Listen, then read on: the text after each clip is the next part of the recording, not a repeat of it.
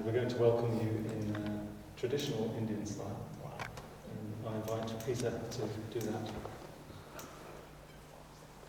Hey.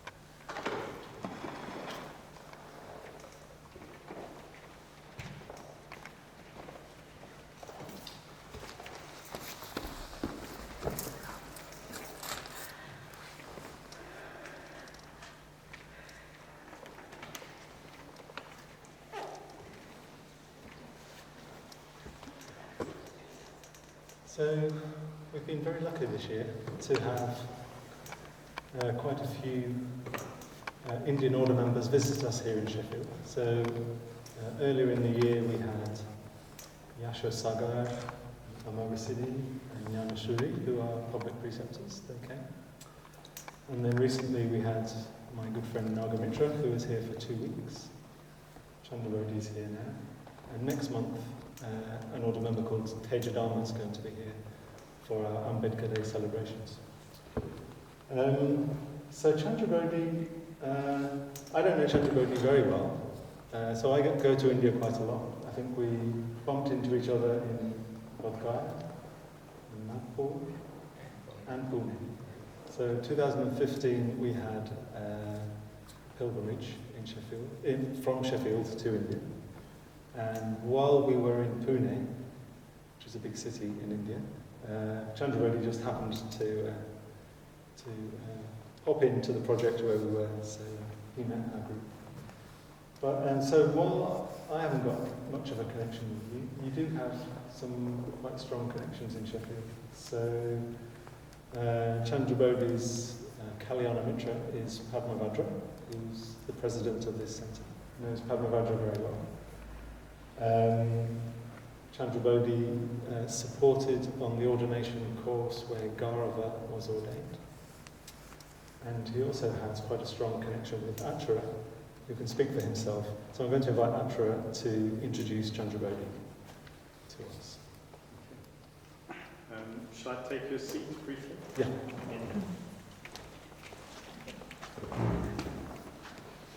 So it gives me pleasure to say a few words about Chandrabodhi and my connection with him. I met Chandrabodhi before and after I was ordained at Vajraloka, so that's how we came to know each other. And I also have a short but significant and important connection with the region of India that you come from, because I was ordained at Bordharan in Nagpur. So although we haven't spent a lot of time together, we have a very good connection. And something with Chandrabodhi is he takes you in very fully. He could remember details about my life that I had forgotten from 20 years ago. So Chandrabodhi was at Vajraloka for 2 years because he had a vision for a retreat centre, the Sangharaksita retreat centre. In the region, Maharashtra. Yes. And I know that region a little bit because of my connection with Nagpur. So you were there for 2 years as part of the vision and the preparation for the Sangharaksita retreat centre. And I so enjoy speaking to Chandrabodhi. We were out, we had a meal together out in Hadasij in the Peak District on Friday. And it's such a pleasure to find out about the Sangha in India. And in a way, areas that sometimes in the West we find challenging, but seem to be of such little challenge to the Indian Sangha. I was very struck by your connection, your strong connection with Sangharaksita. So you were born in the 1940s? 45. I didn't want to give it away. I wanted to be diplomatic. I would never have guessed. And you were ordained in 1979. 1979, so one of the very, very first Dharmacharis in India, ordained by Sangharaksita. And I really loved hearing about your communications and correspondences with Sangharaksita. You're still in regular contact. Yeah. And Chandrabodhi was talking a lot about the very strong Shraddha that he and most Indian Sangha members have towards Sangharaksita.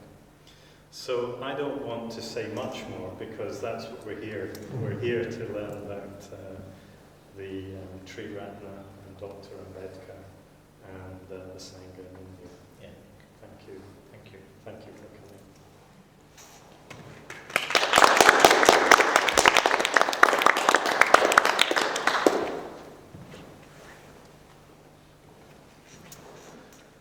So another traditional Indian thing is that at the beginning of events, which in India are called functions, at the beginning of functions, there's often a musical item, like somebody will stand up and sing or there'll be a choir.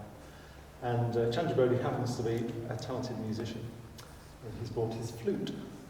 So Chandrabodhi is going to introduce himself musically for 2 or 3 minutes.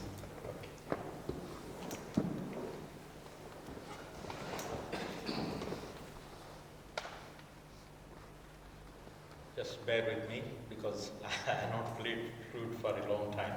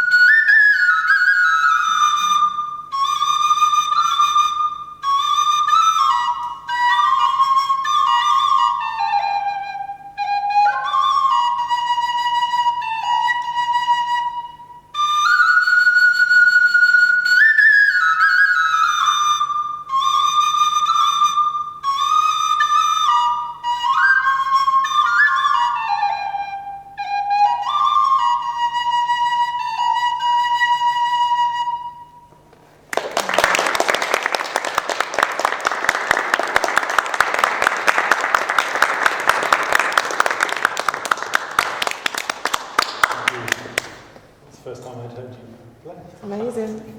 Thank you. So this afternoon's programme, so I'm going to be interviewing Chandrabodhi about his life, about... We can light the candles. Yeah.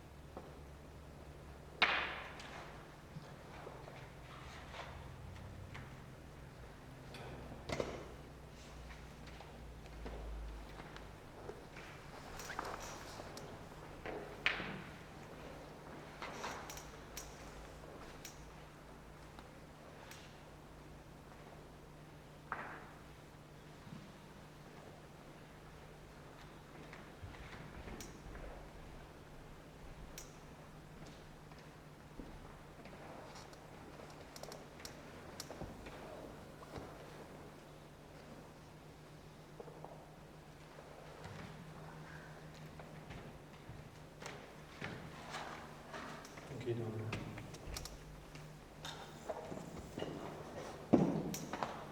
Yeah, so I'll be interviewing Chandrabodhi, and we'll try and leave some time for you to ask your own questions. So be formulating your questions as you listen. And then at 6 o'clock, Chandrabodhi is going to lead a puja, and there might be a little bit more flute playing before the ritual. Okay, so that's a very simple program. But before I start interviewing, I just want to give a little bit of background, just to remind us, or to hear for the first time, which will make it easier for Chandrabodhi to speak freely without me interrupting and explaining later. So, Chandrabodhi is from India, and the predominant religion in India is Hinduism. And as part of Hinduism, there is the caste system, which you will have heard about. And in that caste system, there are 4 broad categories of human beings. From the highest caste, who are called the Brahmins, and then, yeah, it's like a system of grading people's status in society. And then outside of that, those 4 castes, so underneath that caste system, there was a community who are now called the Dalits, previously were called untouchables. And in a way you could say that they were and are subhuman beings. Certainly that's how that community was treated, very often worse than animals. And out of that community emerged a great figure, a great emancipator called Dr. Ambedkar. Okay? So he was from that community. He took advantage of an opportunity to get an education. He took great advantage of that. He travelled to America and to London, ended up with two PhDs and qualified as a lawyer. And he spent many, many years in India trying to bring about social reform, working for the uplift of that particular community of people. And we're talking about many tens of millions of people. It's not like a small subsection. It's a huge section of Indian society. And he became a great politician, a great lawyer in his own right. He was the main force behind the writing of the Indian Constitution. And in that Constitution enshrined rights for people from all aspects of Indian society. So in his own right, in very worldly terms, he was a great emancipator figure, a great human being.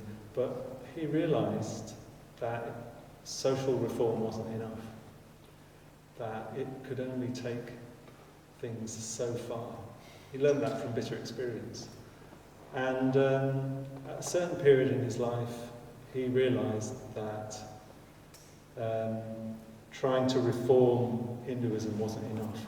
Actually, that people just had to get out of Hinduism and embrace something different.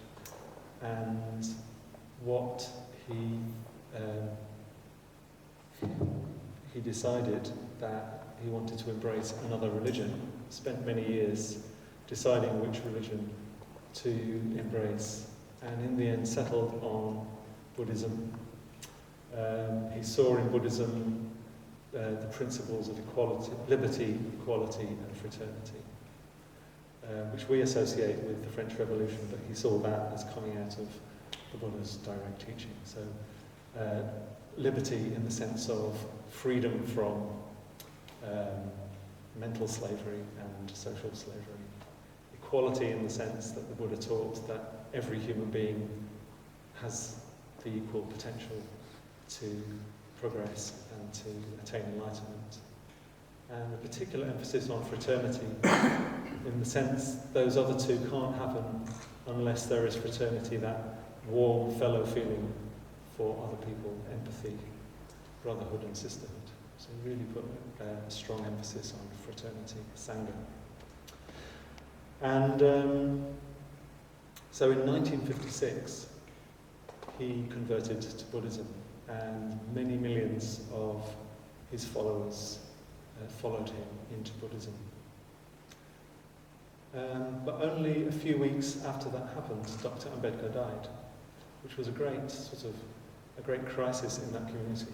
You know, en masse, they had embraced Buddhism without really knowing what Buddhism was or how to practice it, and the leader that had taken them into Buddhism was no longer with them.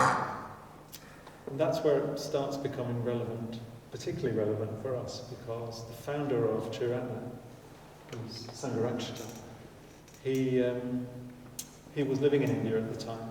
He had met Dr. Ambedkar 3 times. He was in correspondence with Dr. Ambedkar. And so after Dr. Ambedkar died, he became very involved with that community of Dalits, of the new Buddhist community. And Sangharaksita lived in the north of India, but during the winter season he would come down from the mountains and he would do lecture tours of central India, really sort of trying to carry on what Dr. Ambedkar had started, to really sort of help to realise that vision of the spread of Buddhism in India in order to emancipate human beings and society. And then in 1978, one of the followers of Sangharaksita, a man called Lokamitra, he went to India and he started really sort of setting up activities in India. And so that's really where Chandrabodhi comes in. So Chandrabodhi met Lokamitra in 1978. Yeah. And things were quite different in those days. So so I came to this centre in 2005, and I got ordained in 2011, so that was 6 years. And people say, oh, that's really quick. Well, with Chandrabodhi it was 6 months. He became a Mitra in March 1979, and he was ordained in June 1979. And both of those, Sangharaksita led both of those ceremonies.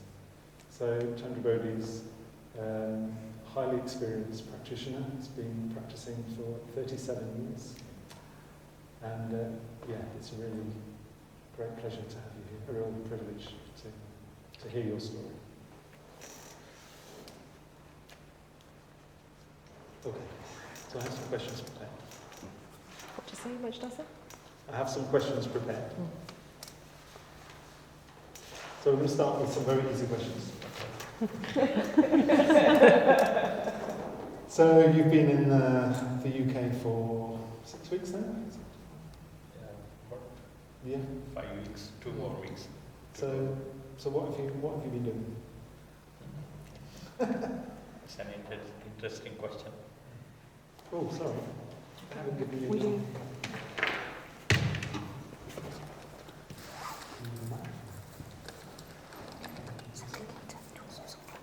It's a birth now, thank you.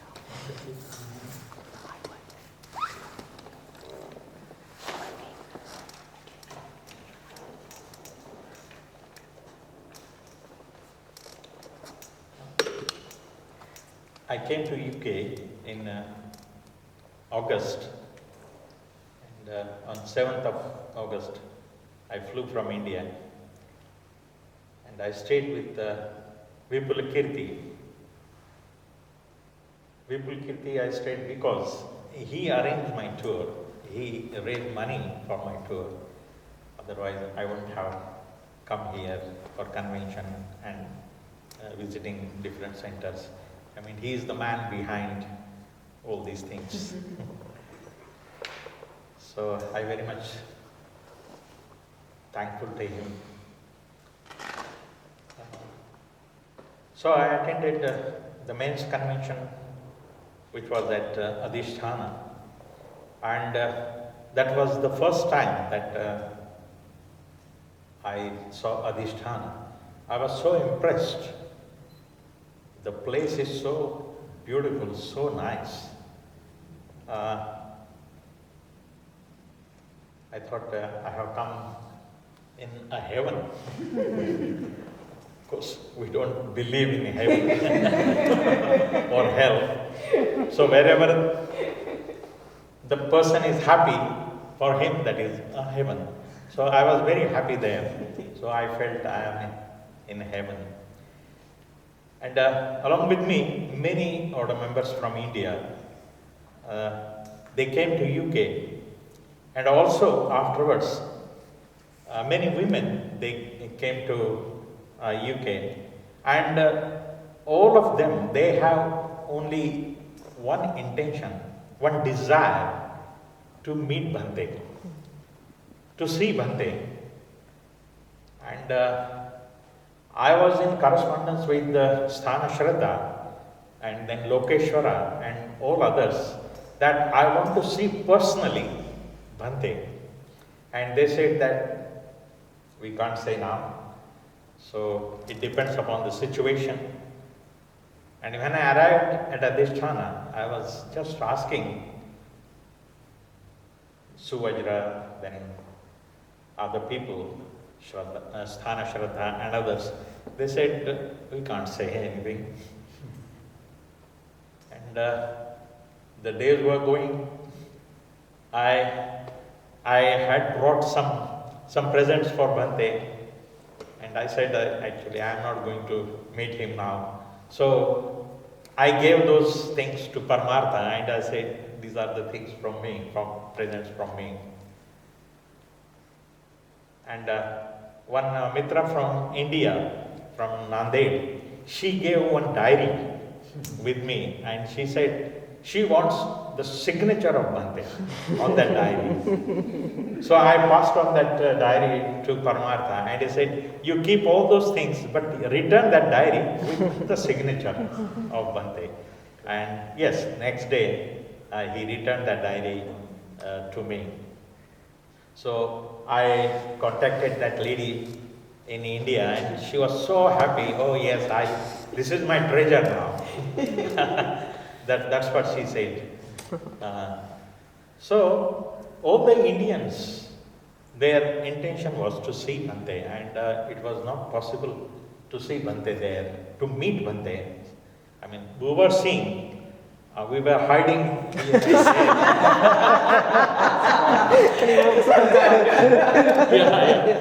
in the bushes. Because we were told that don't go to that side. and that was sort of forbidden for us. So we were just hiding here and there, and some people with Zoom and they from a long distance the photo of Bhante, where could he see? And some fellow told that yes, I have taken a photo from a long distance. So that was the intention, the desire of Indian people, and that was fulfilled, so to say, when Bhante agreed to have at least one photograph.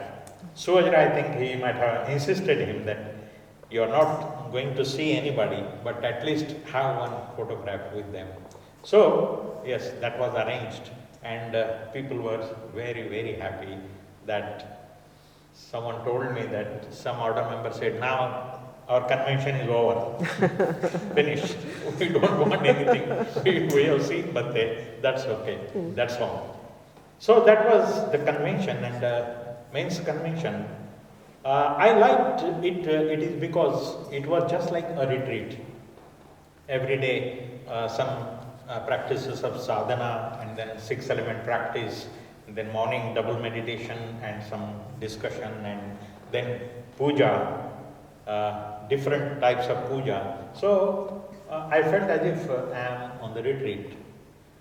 But I did not feel that much at the time of mixed convention.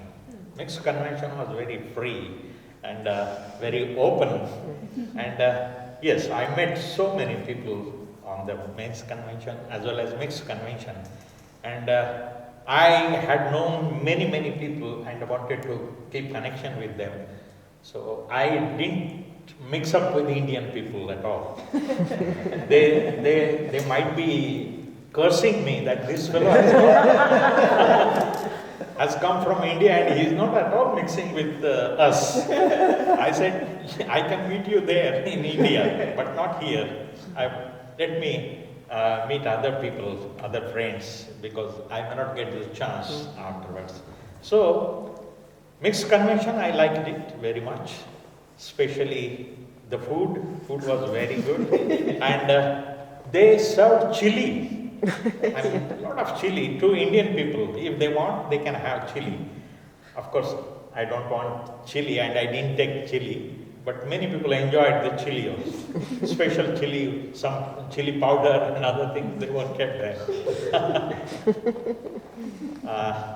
Yes, on men's convention, I led the dedication ceremony right in the beginning, and also I led Shakyamuni sadhana on second day. That was both in Hindi and English.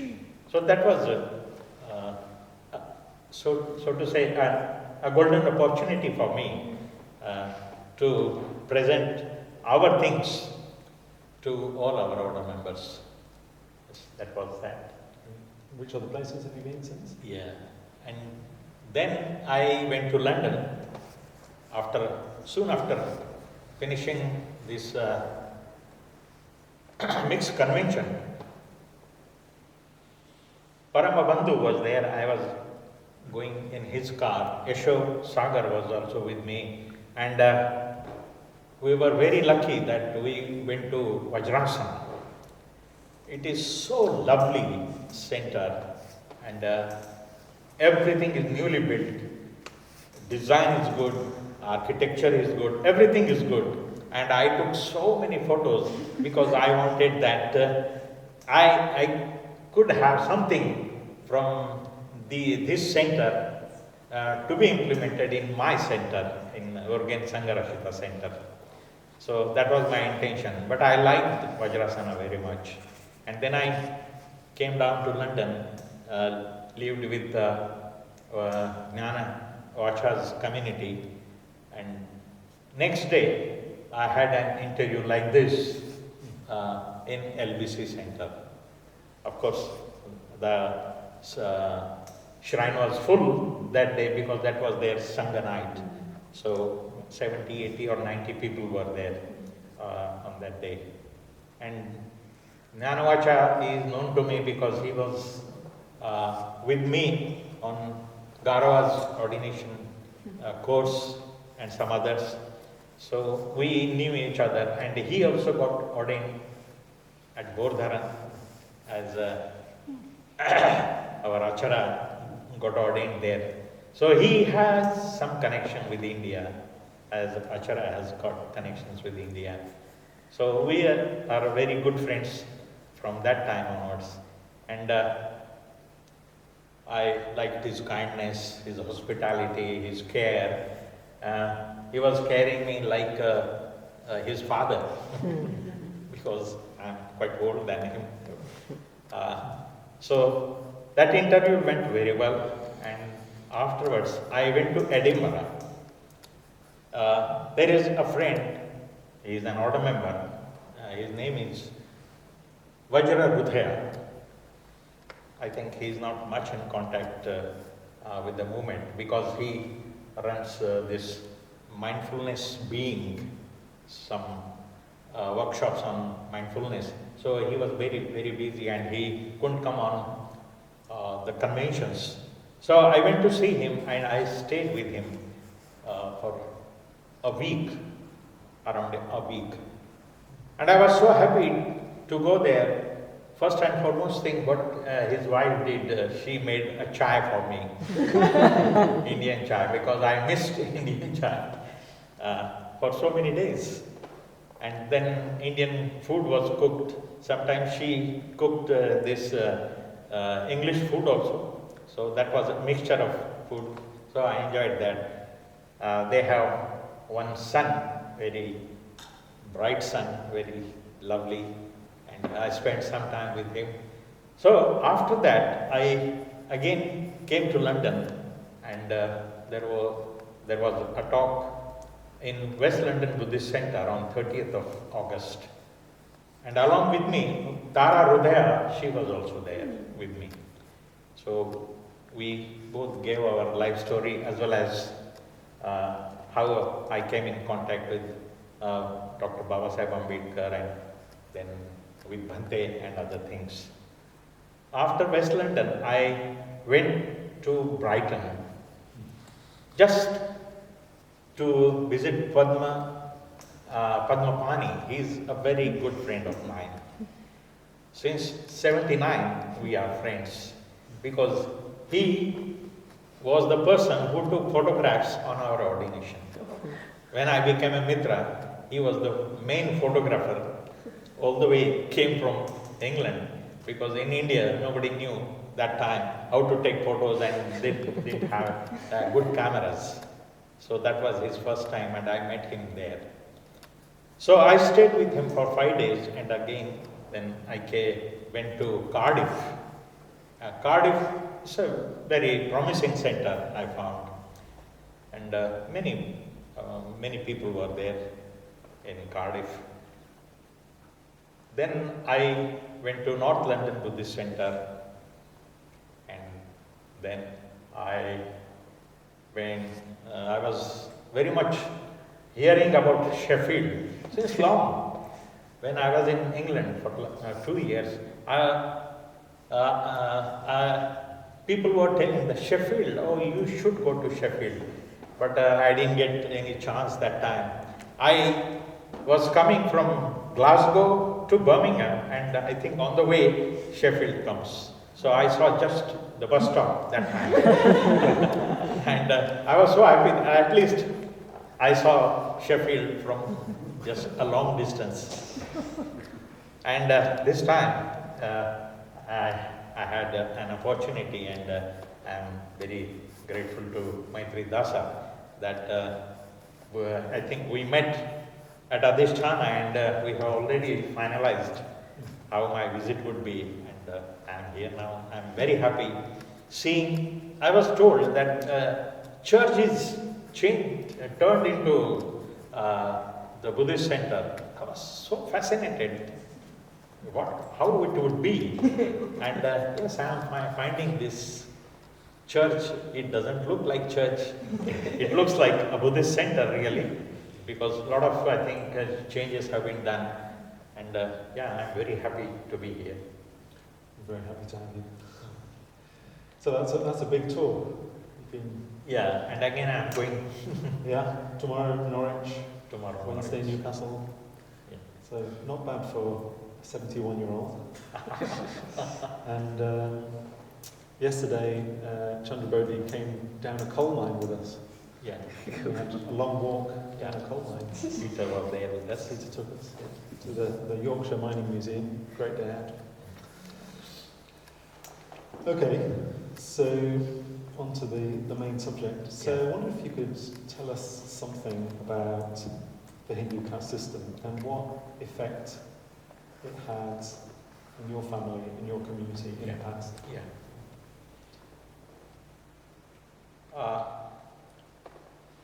Since last 3,000 years, this caste system is going on in India. At the time of the Buddha, this caste system was there.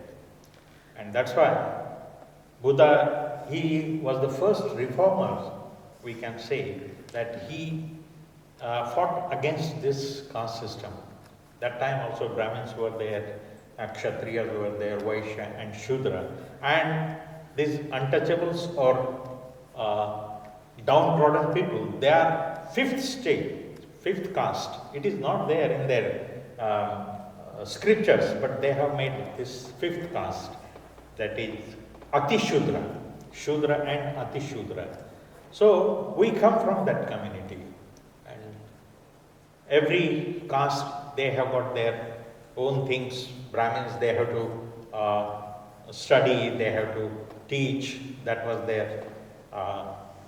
And then Kshatriyas, they have to fight, Vaishyas, they have to do business, and Shudras, they have to serve the upper three castes. So this was the system.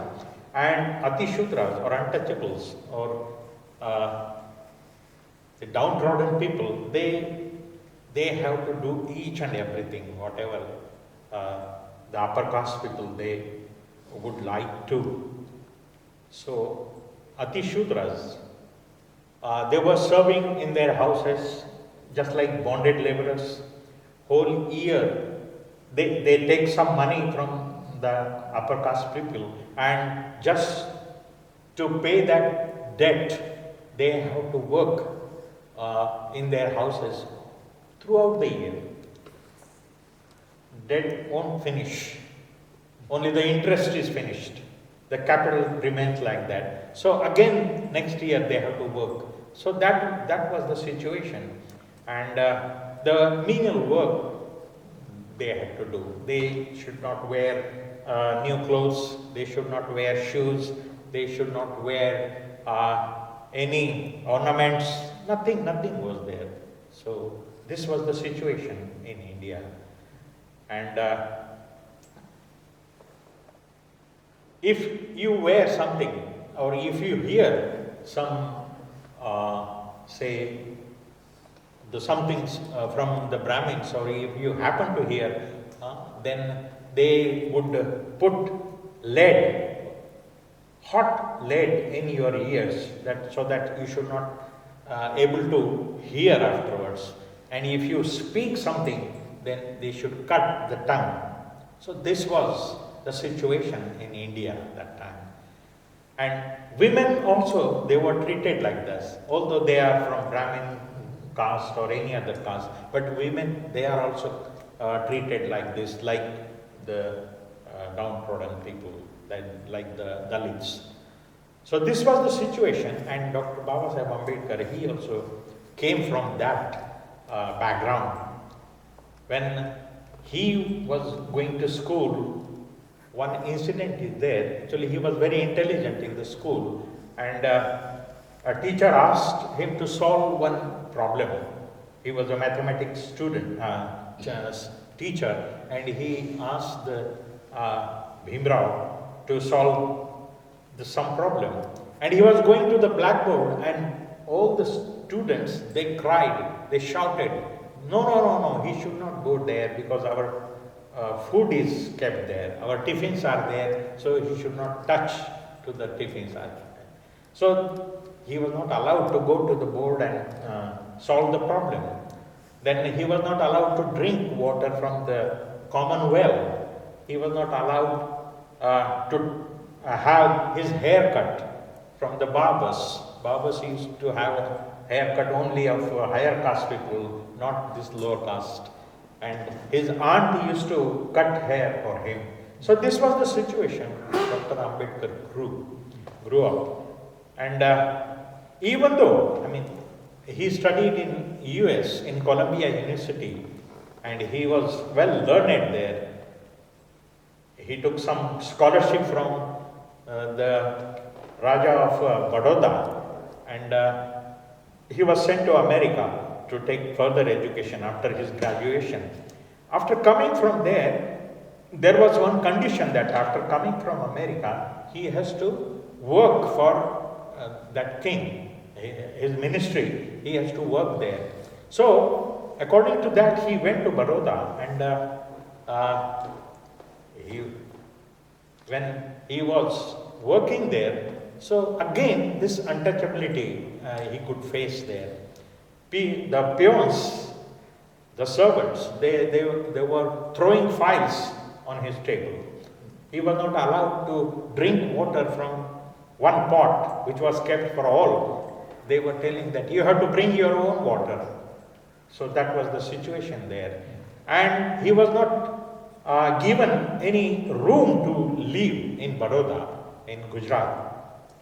So he lived in Parsi, the Persian people. Some community is there, and he was living in their monastery. And these Persian people, Parsi people, they came to know that he is not a Parsi because he took Parsi name. Nobody was giving a house to him to live. So he took a Parsi name, and he was wearing cap like Parsi people. But they came to know that he is not a Parsi. So they came with sticks, and they said that you have to leave this hostel now, just now, otherwise they will beat you. So unfortunately he said that you give me some hours at least to pack up my things. So he packed up all his things and he went to one garden. There the Buddha statue was there, and he was sitting by the side of that statue, and he cried and cried and cried there. And there, that was a sort of resolution he made that hereafter he will work for his community only, for the uplift of his community. No, he will not serve anywhere. He will not get any job. He will not do anything, but he will serve his society. That was the resolution he made, and that bhumi, that place is called Sankalp Bhumi.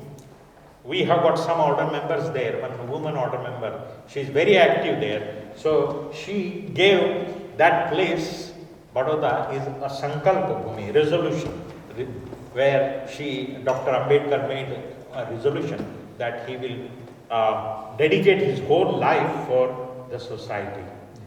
So that was the situation Dr. Ambedkar was facing.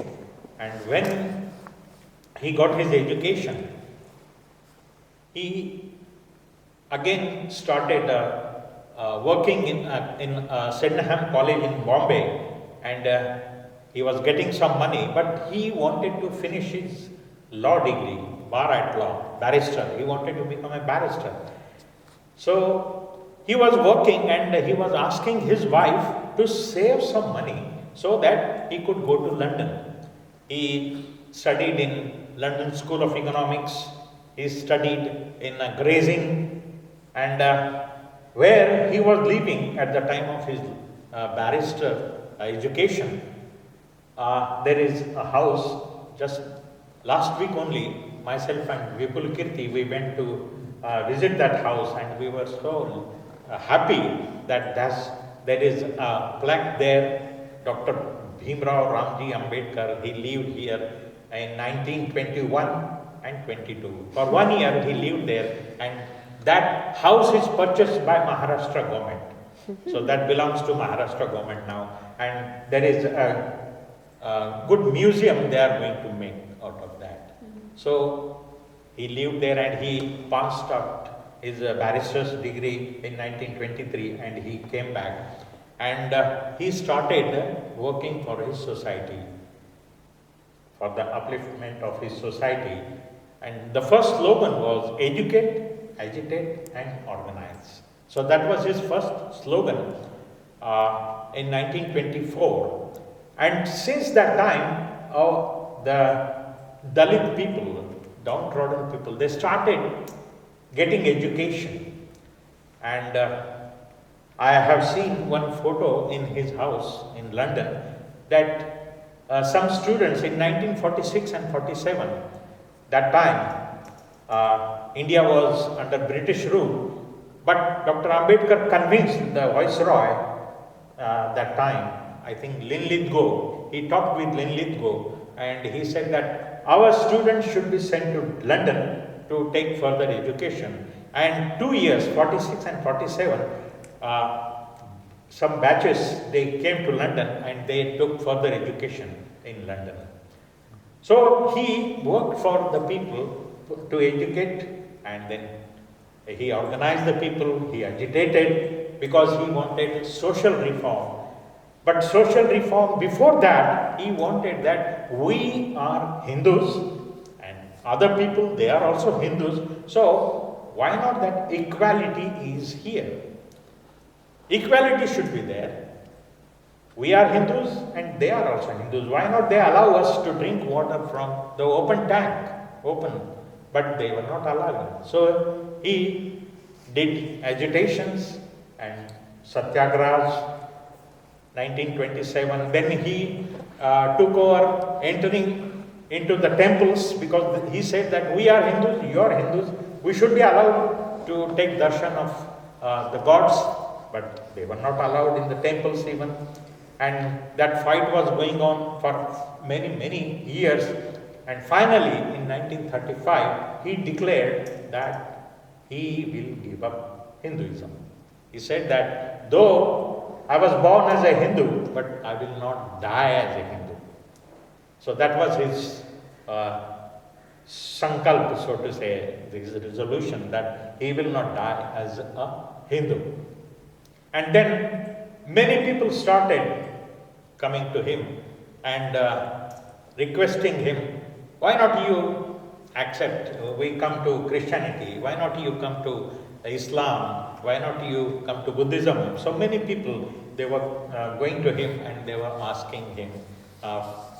Once one Christian priest, he went to see Dr. Ambedkar and he was telling, now you have decided to give up Hinduism, why not you accept Christianity? Then he asked that priest, so which sect you belong to? There are so many sects in Christianity. So which sect you belong to? And then he asked his friend, to bring the volumes of Bible. 18 volumes of Bible he brought. And so which Bible you accept? He was puzzled. He did not see so many Bible books. Then he said, I know everything about Christianity, and so I am not going to take your Christianity. So in the same way, one Islam person, he was a king of Hyderabad. So he sent a person to Dr. Ambedkar in Bombay, and he was insisting that he should take Islam. That fellow, when Dr. Ambedkar came to know that that fellow is coming to Bombay, then he was just moving around in Mumbai. He did not meet him. He said if he is in the house, then he will catch him and he will talk something about Islam. But he was not interested in Islam. So he was just asking his driver to go here, there, and he spent whole day in Mumbai and he did not meet him. But what it is heard afterwards that that fellow brought millions of rupees and he wanted to give to Dr. Ambedkar. This is the money and you come to Islam. But Dr. Ambedkar was not interested in Islam Because in Islam also there is some casteism there. In Hinduism there is casteism. Some Hindu Shankaracharya, he went to Dr. Ambedkar and he said, now whatever you say, you be in Hinduism only. You be a Hindu and whatever you want, we are ready to do. We have done some mistakes, but now you say and we will accept that. So what Dr. Ambedkar said, he said, okay, I will be in Hinduism, but you have to do one thing. So there is one leader amongst the downtrodden people, his name is K.K. Sakat. So you go to him, you wash his feet with the water and you should drink that water after washing his feet. He said, how is it possible that he is an untouchable man and how can we touch his feet and not only touching, washing his feet and drinking that water? No, it is not possible. So he said, no, whatever you want to do, you do. We are not going to do other things. So many people, they came to him and insisted that they should accept their religion. Sikh people, they also came to him and he was very much inclined to be in Sikhism. And he sent his son and his nephew to Punjab for taking some study also. But afterwards he came to know that in Sikhism also casteism is there. There are different castes in Sikhism. You are saying, you might have seen that people wearing turban and growing beard, but they have also got castes in them. So he said, no, I am getting rid of the caste system and again I will be going in the caste system only. So he refused becoming a Sikh. So this way, sorry. So why do you think Baba Sahib was looking for another religion? Yeah. Because at that time Marxism was growing. Yeah. So within Marxism, that is also about equality. So why was Dr. Ambedkar specifically looking for another religion? Yeah. That's a good question. Yes, many people were inclined to communism. It is because they say that if the rich person is there, whatever the wealth he has to give to poor people, so that way equality will come into existence. But Dr. Ambedkar, he gave a talk in 1956 in Kathmandu. Actually his subject was different, but this subject was given to him that he should talk on Buddhism and Karl Marx. Buddha and Karl Marx, that was his subject given to him, and he narrated there what Karl Marx is. Of course, Karl Marx, he says that everyone should be equal. No poverty, no richness, everyone should be equal. But he said, Karl Marx, he believes in killing the people. If it is not done, equality is not coming, then he has to use force or killing the people. But Dr. Ambedkar here, he differs from Karl Marx. He says that no killing should be there, no massacre should be there, but we should be equal. And then finally he found that this is the thing in Buddhism. It should be a peaceful revolution. Peaceful revolution, and that's why Baba Sahib's movement, it is called a revolution, Dr. Ambedkar's revolution. So, any more about why Dr. Ambedkar chose Buddhism? Yes. In 1948, he gave a talk on BBC. And that time, he said that I am going to embrace Buddhism. And Buddhism, it has got three things, very important things, that is liberty, equality and fraternity. And these things, people think that I have taken from French Revolution. But he said, no, I have not taken from French Revolution, but I have taken from my Guru, the Buddha. In Buddha's teaching, this equality is there, liberty is there, and fraternity is there. So that was the main thing. And in the constitution, he framed his constitution, and it is completely dependent upon these three things. The base of that constitution is liberty, equality, and fraternity. And just according to that only, our government, they have to rule the government. And his life up until then, his main struggle was social reform. Yeah. But I think he saw something different in Buddhism. Yeah, social reform, he saw that, and he said that. Once he said that man does not live on just money or wealth. He has to have peace, and he has to have the mind which is peaceful. And this peace we will not get from wealth or any other thing, but we will get from Buddhism. And that he was convinced after studying the Buddhist literature. He was convinced that the peace of mind is very important than other things. So he realized that He realized real social reform is only possible with the change the reform of of the reform mind. of the mind. Yeah. So Dr. Ambedkar chose to convert to Buddhism, which he did in 1956. Yeah. What were you doing at the time?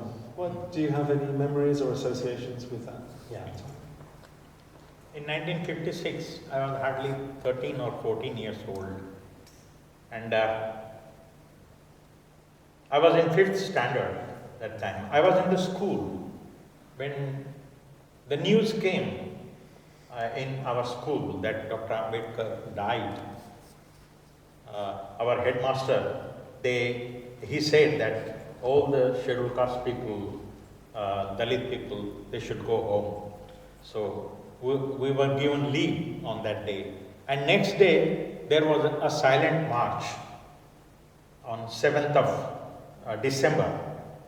There was a silent march, and I participated in that silent march with my father. So that was the first thing. And my father was very much interested in Dr. Babasaheb Ambedkar's views, and because that time there was one weekly that is called Prabuddha Bharat.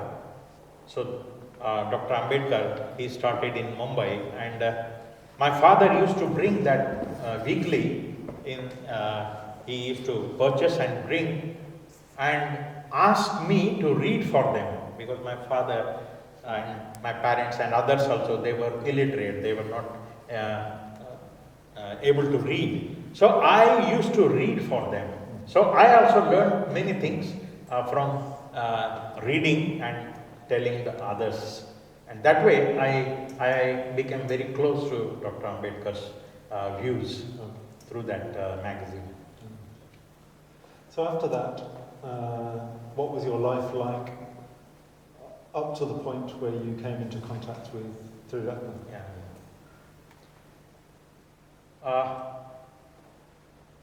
I became a graduate in 1966,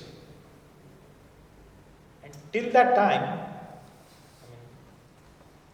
but before that, I must tell that I embraced Buddhism myself with Dr. Babasaheb Ambedkar's son and nephew. That was in 1957-58. I was present there, and in that mass conversion. They used to hold mass conversions in different towns. So in Nanded, that mass conversion was there in 1957-58, and I became a Buddhist that time. But although I became a Buddhist, only chanting refuges and precepts, that was that. Now, apart from that, nobody knew anything and nobody taught us anything. So this was the situation till I became a graduate. And after becoming graduate, I got a job as a research assistant. I was serving there, and one thing happened when I got a job. One circular from the government that came to my office, and they said that if you have converted to any other religion, you can declare yourself.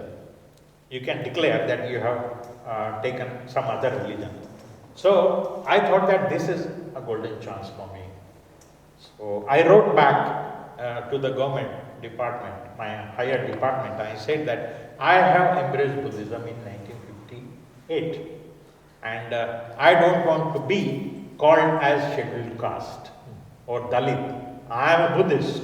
And then another letter came to me that, oh, now you have become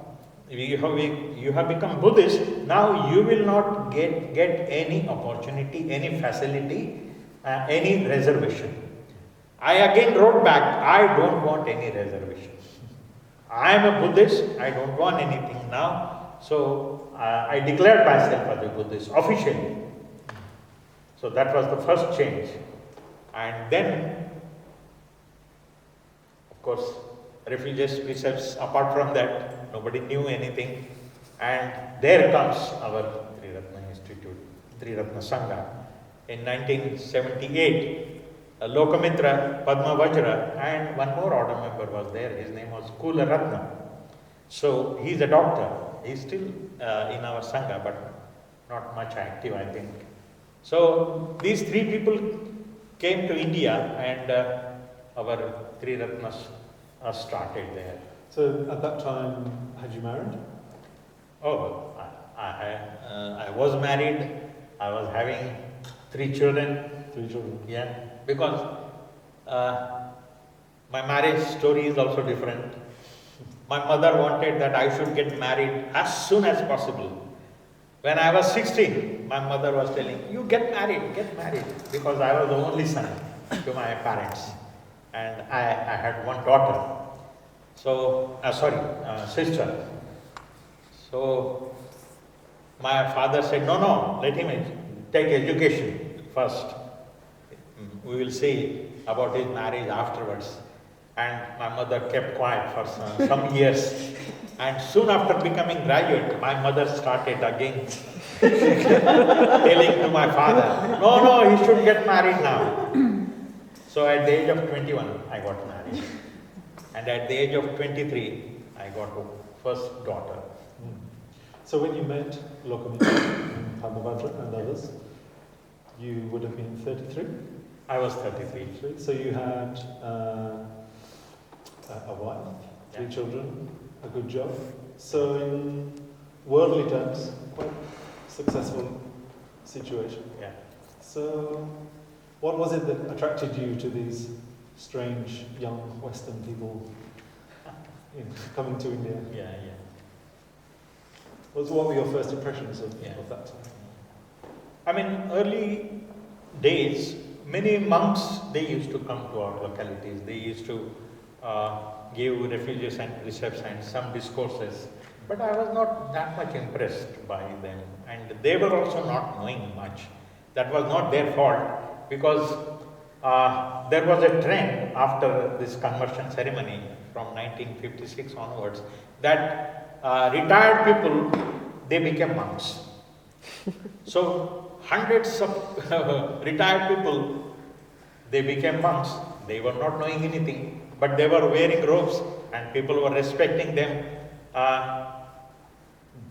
So they could not teach anything. Of course, I was not so frustrated because I didn't know this moment was there.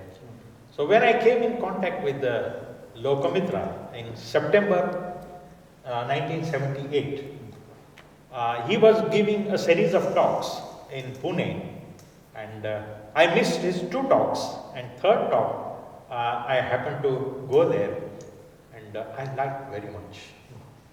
And then and there I decided that this is what I wanted.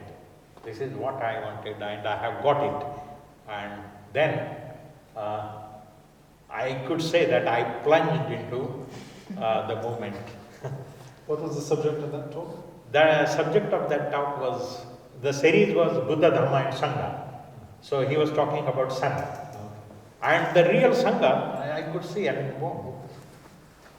here I found my Sangha. Padmavajra at that time, how old was he? Padmavajra was hardly 23, I think. Share any memories of Very, 23-year-old? yeah, very young, very active. He used to play cricket with boys and girls. Then he used to go on bicycle. He knew all the Indian restaurants, good restaurants. We didn't know what, because we were taking our food in a house. But he used to go to the restaurants, hotels, and he knew. Once I said that I am going to Pune station. He said, there is a Lakshmi restaurant, very good restaurant, you go there. So he gave me the name and I went to that restaurant. So he was very much fond of having good food. And even now I think he is very much interested in good food. Good food means Indian food. So, one incident is there that Sudarshan, you might be knowing, his son's first birth anniversary we were celebrating, first birthday. And then we all went to his house, Sudarshan's house, and gulab jamuns were made by his wife, Sudarshan's wife. And you can't imagine, Padmavajra was so happy that he started eating gulab jamuns, one after another. 28 gulab jamuns. My record's 18.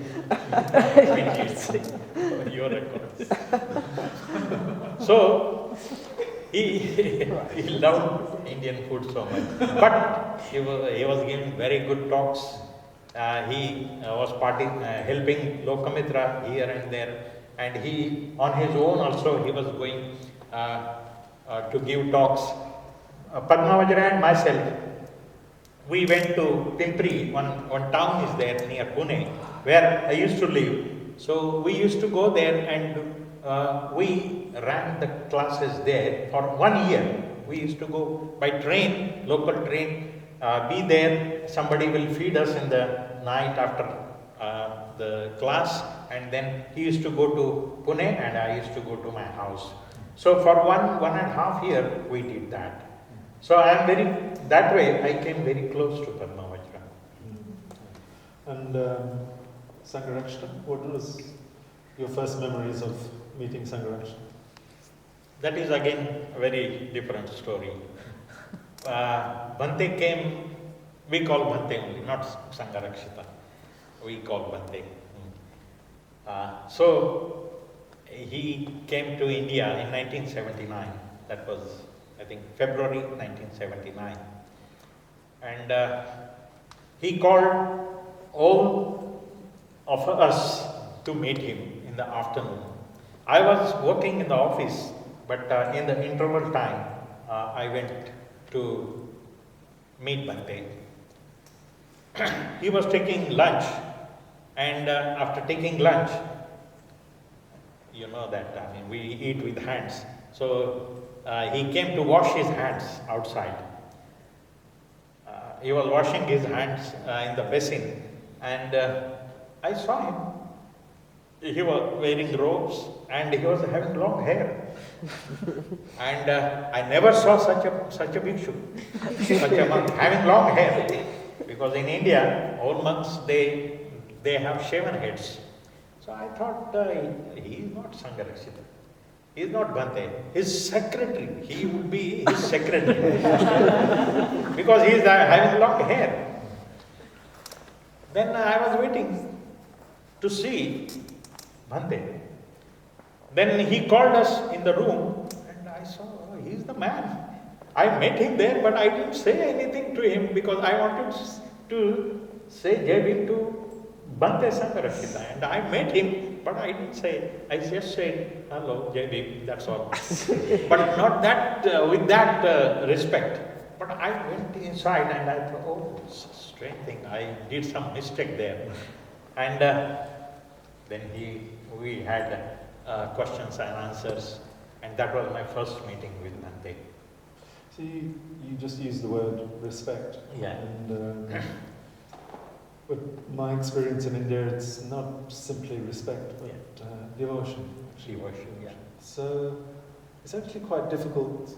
So generally people in the West, it's almost like we're a bit suspicious of another human being receiving so much devotion. So you talked about Dr. Ambedkar in devotional terms and also Sangharaksita. So maybe if you give us an idea about why people are so devoted to Sangharaksita and what impact he's had on people's lives. Actually, soon after Dr. Babasaheb Ambedkar's death, as you have told that he came in contact with Dr. Ambedkar and he met him thrice, 1952, 1955 and 1956. He met 3 times Dr. Ambedkar, and he had a good impression on him that he is a real reformist. That's what Bhante said about Dr. Ambedkar. And at the time of Dr. Babasaheb Ambedkar's death, he was in Nagpur that time. Actually, he went from Mumbai to Nagpur and he was on the way going to Calcutta. But he stopped there, and in the afternoon the news came. One fellow came, knocked his door, and he said, it's a very sad news that Dr. Babasaheb Ambedkar is dead. He is no more. So then he discussed with some other friends, and one big condolence meeting was arranged in one big park that is called Kasturchand Park. You might have heard from Bhante Sangharaksita also that Kasturchand Park, that meeting was held, and there was nothing. He stood on rickshaw, cycle rickshaw, and he gave a talk. Other people, they were coming and they were not able to talk because they were crying and just sitting, just going back. And Bhante said that now nobody was able to talk, so he stood and he gave a lecture there for the people, and he said that although Dr. Ambedkar died, but he is alive in you. If you practice whatever he wanted to have, then he is between you, he is amongst you. So Bhante says that during 4 days of that time, he gave 11 lectures in different localities, and that was the thing. People got consoled. They were very happy that yes, somebody is there after Dr. Babasaheb Ambedkar. And then 1957 onwards, Bhante used to come from Kalimpong to Maharashtra, and for 4 months he used to lead some classes, he used to give some courses, he used to go from village to village, and during that period of from 57 to 62 or 63, he himself converted about 2 lakhs people, 200,000 people he himself converted. Of course, Dr. Babasaheb Ambedkar converted 500,000 people during his conversion time. But Bhante also converted about 200,000 people during that period. So he was very close to Dalit people.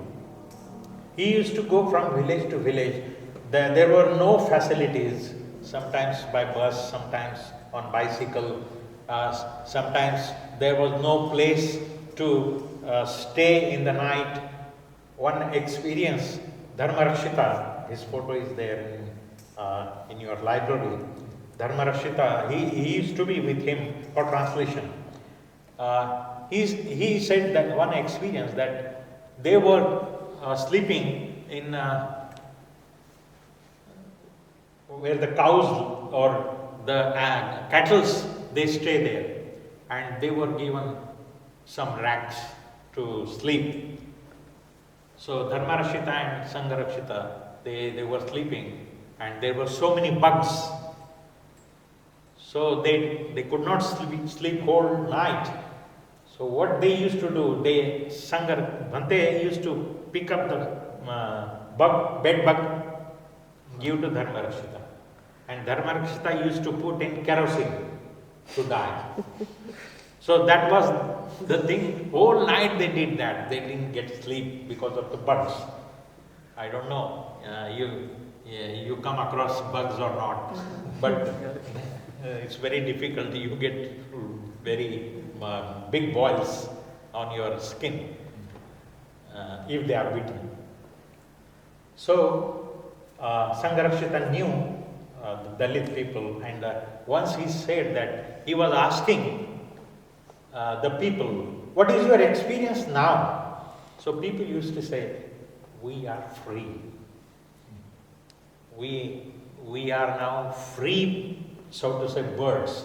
We are free people, free human beings. So that freedom people underwent that, experienced that. And then so Sangharaksita put a lot of energy to developing that connection and to starting Triratna in India. Yeah.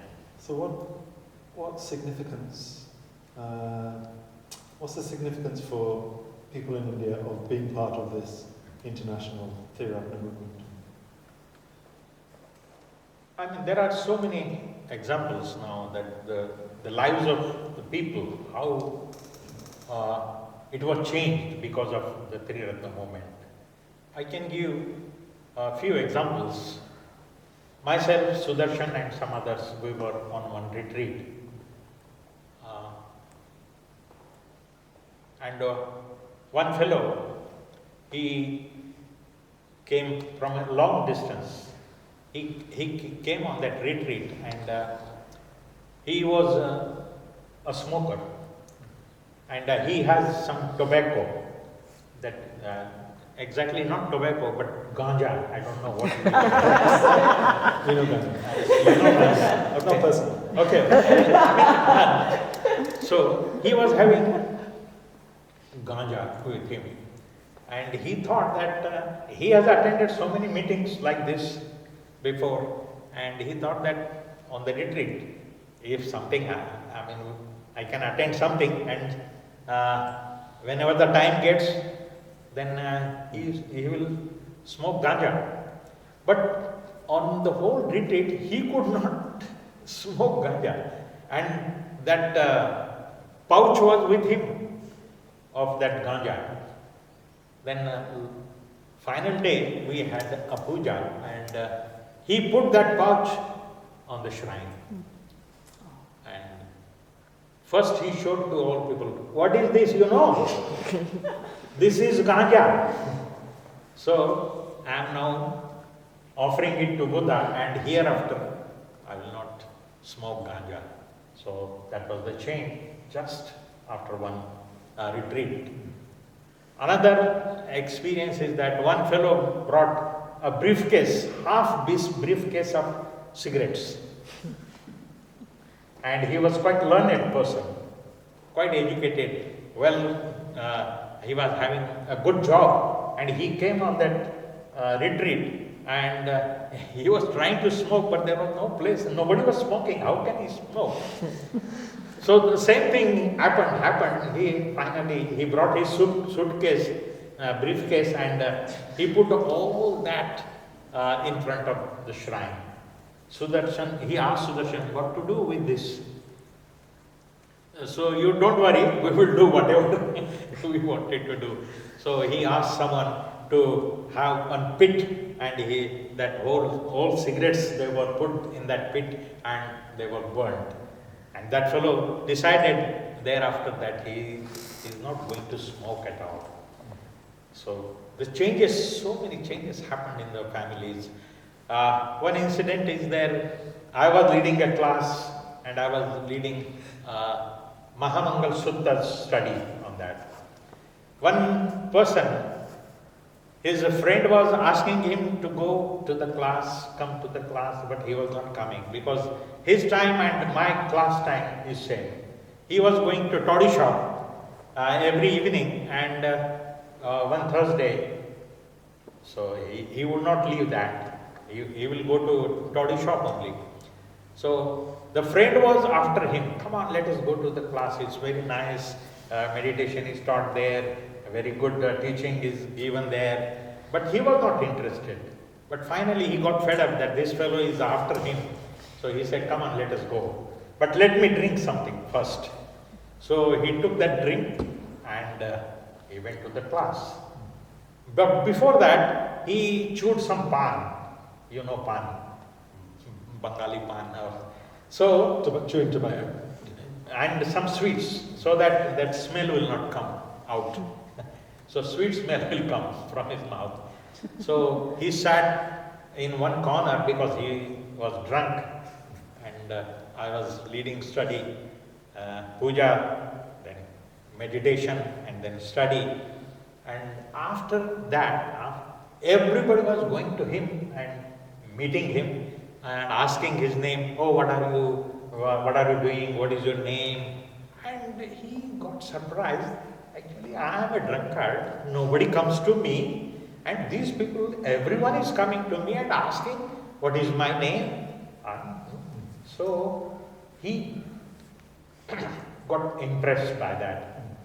When he went to his home, next day he went to the shop and brought some clothes and prepared one small shrine. And evening came, and as regular practice, his wife said, why are you sitting here? Are you not going to your shop? He said, no, I have given. I am not going to that shop. I am going to meditate now. So she was so happy, and his whole family got happy now. Because after drinking, he used to beat his wife, he used to beat his children. So that was the situation. So such many families, their lives have been changed because they came in contact with Triratna movement. And people found a way to get self-respect and dignity. Yeah. My impression is that it's very important for people in India that they're part of an international movement. Right. It's not just their community in India. Yeah. That, they have brothers and sisters all over the world. Yeah. So, Dr. Ambedkar wrote the Constitution, and there was a lot in the Constitution about overcoming caste. Yeah. And in law, caste discrimination is illegal in India. So, in the modern 21st century, is caste still an issue? It is still an issue. Although law is there that you should not observe this caste system, but still caste system is there. In the offices, there is caste system, even now. In the society, there is caste system, even now. So, there is a saying in Marathi, for the caste, they say Jat. Ji Jat nahi, ti Jat. So, like that they say. The one which does not go, that is caste. So, caste, The one thing that will that will not remain, that will remain. So, that is called caste. So caste will remain there as long as you are Hindu. How does it affect people's lives in the Buddhist community? It does affect actually, because they come in contact with the other high caste people, and now the present government, we are facing a lot of atrocities. This caste system is coming up now, although in the constitution it is written that it is illegal, but because of the pro-Hindu government, BJP government, the people who were hiding, so they are coming forward and they are creating problems there. Just recently in Gujarat, some 4 Dalit people, they were skinning the dead cow, and these cow vigilantes, they came there and they thought that they have killed the cow, because killing the cow is that has become a law now. You should not kill the cow, you should not eat beef. So these are enforced now. So they thought that these people, they have killed the cow, but actually they were skinning dead cow, but they were beaten like anything, and that became very viral, that came out, and many agitations are taking place in Gujarat. And those people, when they have come together in Ahmedabad, they have declared that they are going to embrace Buddhism now. So they knew that they were Hindus, but they were not treated like Hindus. They were treated like animals, even worse than animals. Animals would not be beaten up like that. So they are realizing that Buddhism is the only answer for these things. So the need for Dr. Ambedkar's peaceful revolution is as strong now as ever. Yeah. It is coming true now. Yeah. And so these days, what do you do, Chandrabodhi? What's your life like now? I feel myself that till my death, I will work for the spread of Buddhism. In whatever way I could do, I will do. So this is my aim. Although I took retirement from my government job at the age of 43, I served the government department for 20 years, and I thought that just working for others is not good. So I started working full time for the movement, and even now I am working for that, and I am a freelance person. I don't take any remuneration or any money from anybody. I have some pension from my old job, so I survive on that. So, but I like to serve Buddhism, serve the dream of Dr. Babasaheb Ambedkar and the dream of Bhante Sangharaksita.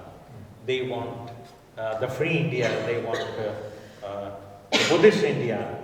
So I am serving for that, and I will serve for that. And my main aim is to develop the meditation center, the retreat center, which I set up in the name of again Sangharaksita. I was thinking that our movement is a worldwide movement, but nothing is on Sangharaksita's name. No one has given any name to, and I was thinking, why not I give his name to this meditation center? Because this meditation center, this idea came from Vajraloka. I was there for 2 years, and I thought that such kind of meditation center should be in India.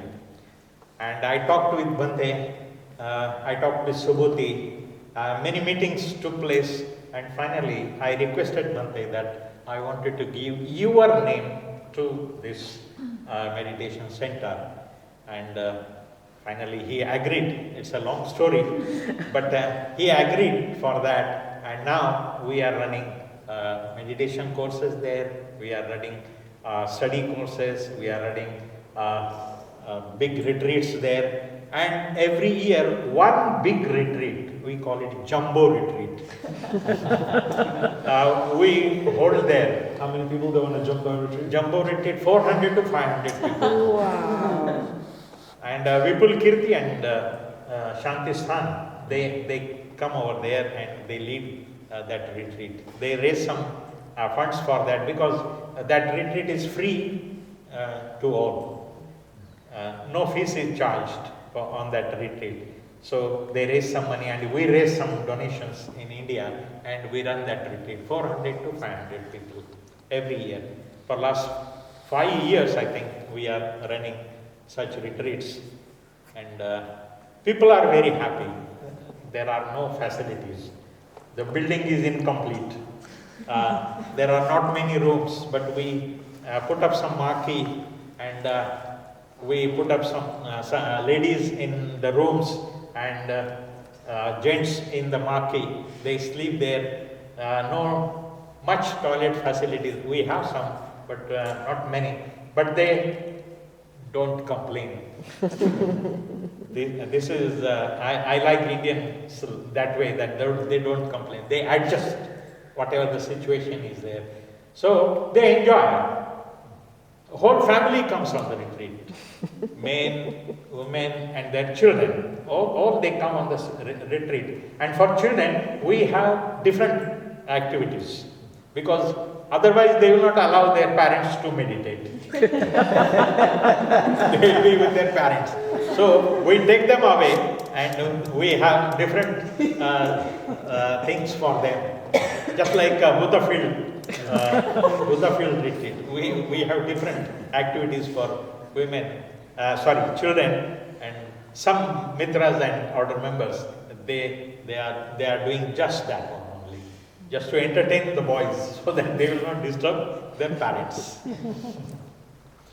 So you've heard about Chandrabodhi's determination to spread Buddhism, to serve Buddhism for the rest of his life. And you've heard about the Ergun Sangharaksita Retreat Centre. So if you'd like to support Chandrabodhi, just to let you know that any dana that we receive in the dana bowl today we'll give to Chandrabodhi. Thank you. So I'll allow a bit of time for you to ask questions. So we've got 10-15 minutes if anyone's got any other questions. Sarah. From the time that Dr. Ambedkar did the mass conversions in Nagpur to when you became involved with Sangharaksita, how did the Buddhists, the converted Buddhists, how did they organise themselves? Or did they organise themselves? Or were they just almost like individuals? Did they have like sanghas and meetings and teachings between each other and they helped each other? Or were they just on their own? We have so many centers in India, our Triratna centers. In Maharashtra especially, in every town, every district place, we have centers. So we have many order members, maybe 600, 700 order members in India. So it's a big Sangha there. And the people who came from India to England, they found that, we are not only in India, we are throughout the world. So that vastness they could see when they come over here. So we run the activities as you run. Our Mitra, he feels that Mitra in every country, wherever he goes, if he says that he is a Mitra, he comes very close to them. As order members, we come very close to each other wherever we go. I went to America, I went to Germany, Paris, Belgium, Holland, then Finland, Sweden. I went to many places. But I didn't find that there is a difference between order member to order member. We are one, our movement is one, Triratna is one, so we are not different that way. And that is growing in India. We are growing in many parts of India. Sarah was asking, Yeah. before Triratna came to India, Yeah. how did the Okay. Buddhist people organize? Okay. They have some groups. One institute is there which is formed by Dr. Ambedkar himself. That is called the Buddhist Society of India. So under that banner, people used to go. But that institute is still running. They have got different groups. They are running. We are also having our activities, and some other groups also they are there in India. So Triratna is one of many groups. Triratna is one of them, but actively doing something on regular basis. Ours is the only Sangha. What they do, they celebrate Dr. Ambedkar's birth anniversary, they celebrate Dr. Ambedkar's death anniversary, then the day conversion took place, that day they celebrate. So it only remains with the celebration of festivals. But ours is a celebration of festivals, it is there, but apart from that, we run regular activities. And that's why people are coming and they are changing their lives. Any other questions? I have. Yeah. I'm really interested to hear how, when all you had was the precepts, Precept? when all you had was you were given the refuges and precepts, Yeah. and that's all you had. You didn't have any other teachings, No. and no teacher. No. How did you do that? What was your day-to-day practice like when? I think I would find that really hard. The days were like that. That time, monks, as I said, they were all retired people. They became monks. They did not have any education of Buddhism, but that inspiration was there. Dr. Ambedkar's movement was there. Yeah. So they were thinking that I should do something for Dr. Ambedkar's movement, Dr. Revival of Buddhism. That was there in their mind, and so they were inspired that way. But that was not their fault that nobody was there to teach them. So it is our movement, Sangharaksita. I could say that he taught what Buddhism is, how to practice it. As I said, I know refuges, I know precepts, but I didn't know how to practice, how to bring into practice. So this, how to practice and how to become a real Buddhist, that I learned from Triratna, and many people they learned from Triratna. We were talking earlier that it's like Dr. Babasaheb Ambedkar is the inspiration, the fuel, but Sangharaksita gave the tools Yeah. to actually how to practice Buddhism. So for 20 years before coming to Triratna, you were running on inspiration, Yeah. Wow. but you needed the tools. Right. Sometimes our people, they say that Dr. Ambedkar gave us the birth, but Sangharaksita taught us how to walk. Can I also ask you to say something about your name? My name? My name is Chandrabodhi. When I was ordained, Bhante explained me, in short, he said that you have seen the moon, Chandra means moon. So on new moon day, there is no moon there, but slowly moon goes on increasing, and that becomes full moon on full moon day. So Bodhi is like that, enlightenment is like that. So you have to develop slowly and become full. So you will also become enlightened slowly. Day by day. Day by day. It's lovely. Can I ask you about when you became an Anagarika? Anagarika I became in February 2014. Oh, it's quite recently. Yeah. Oh.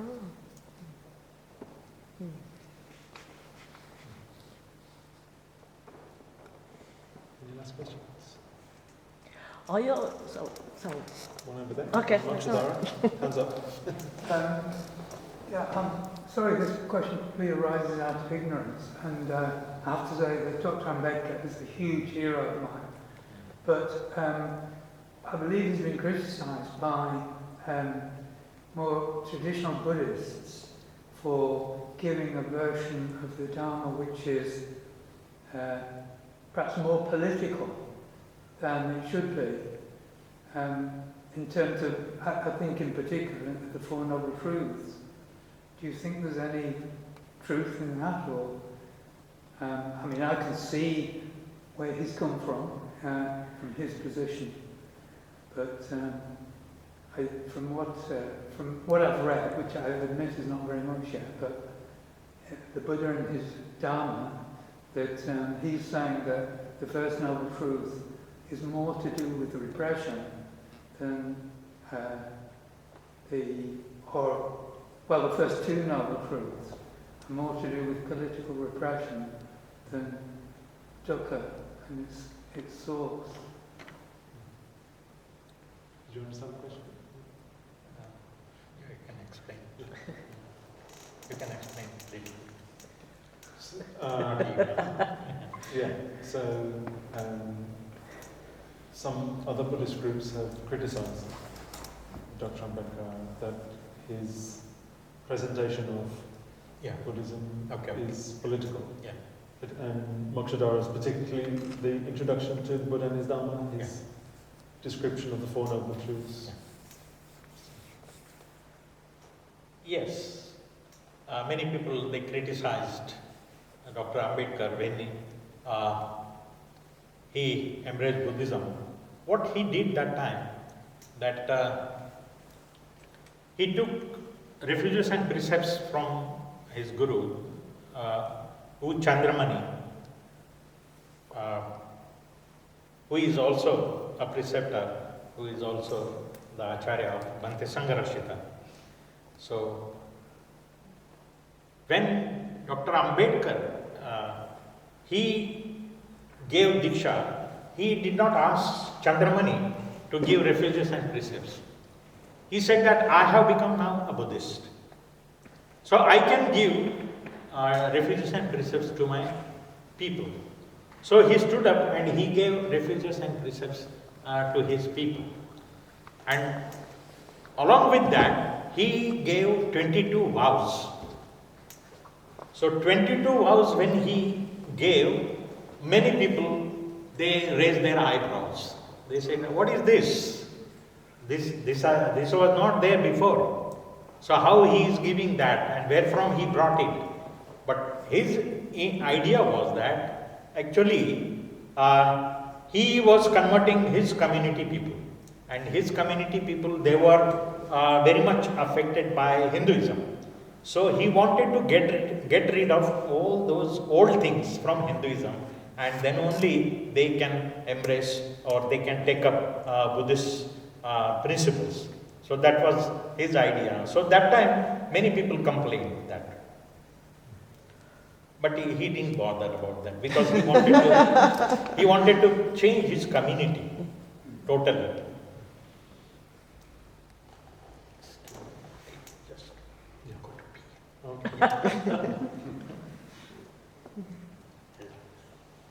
Sorry. It's okay.